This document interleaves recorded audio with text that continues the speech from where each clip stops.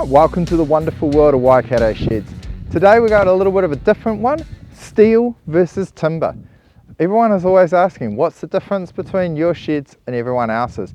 And we've got an amazing opportunity today because we built this shed behind us here out of steel for my neighbour, my mate James, and then this one he already had on his property, classic timber, versatile. So why don't we have a look at these two sheds, compare a few differences so people can actually understand what's the difference with the wonderful world of Waikato Sheds. First off, let's just have a look at the cladding that we use. We've got our standard Metalcraft T-rib profile there. Looks great, nice long run cladding. And this stuff's all screwed on. You've seen our sheds, you know it's all New Zealand steel and colour steel, but it's all held together and it's screwed on for extra strength. Whereas if you compare it to our friends over here, this is all just clouted on. That means it's just nailed on, and nails pop off a lot easier than a tech screw. Then we talk flashings. Often you'll see it on the estimate and the quote, custom flashings. What does that mean? It means you don't get these thin little flashings that come as part of the kit, is you get to order your own nice big wide flashings. So you can see this next to it on the roller door, nice big wide flashings. The corner flashings, they're bent round, offering extra protection and making for a far better shed. You can also see it on the bottom of the shed and the vermin flashing. Ours is all bolted to the thing. It's nice and strong. All right, now let's check out both of the PA doors. All right, let's check out this awesome Metalcraft PA door. We love these. Strong New Zealand made insulated door. Nice and thick, rock solid. Now what it's got on here is it's got its own flashings here. So we've got flashings on the side, it's got its own sill covering, plus it's got a head flashing. So then if we come over to the other side here and have a look at what we've got a head flashing, a little bit loose over here. You just got the side flashing that's obviously part of the kit. I mean, there's been a bit of damage here, you can do it. And then you've got a very hollow door. So the Metalcraft door, solid thick panel, this one just hollow. All right, should we go inside and have a look at the structure of this shed first, eh?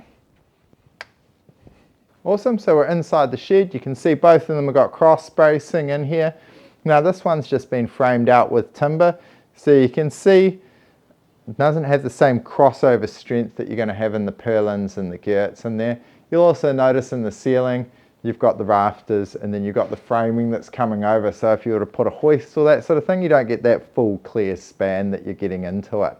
It's a great shed. I mean, I've got a V8 here as well, so you can't take away from that. And it's still a cool shed, but I'm just showing you the differences that we've got going on in this shed. Let's go and check out the Waikato Sheds shed and see what's inside there and compare the structure. All right, so I'm just opening this nice chain-driven roller door. Waikato Door Specialists installed this for us, provided by Garrador and B&D.